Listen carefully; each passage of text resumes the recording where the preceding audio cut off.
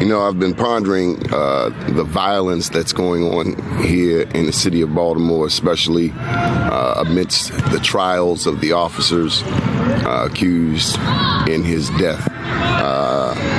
And I would say also with respect to what the city is feeling with the loss of little Scooter. And so, for me, one thing that is often overlooked is not the violence, but how the violence comes about. And I think a lot of times we forget that a major issue in our community is fatherlessness.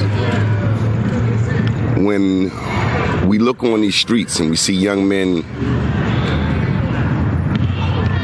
so many of these young men are looking for, they just need their dads. I'm pretty sure of it.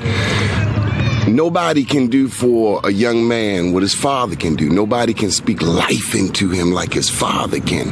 And so when you consider that this country, 5% of the world's population incarcerates 25% of the world's inmates, and of that number, black men make up 44% of a prison population. That's world class in numbers. Those are record breaking. This just doesn't end up good. So it's my hope that as we talk about stopping the violence, we start to look at the root causes of it and the things that are happening. Mass incarceration is a silent killer in the black community, and yet nobody says much about it.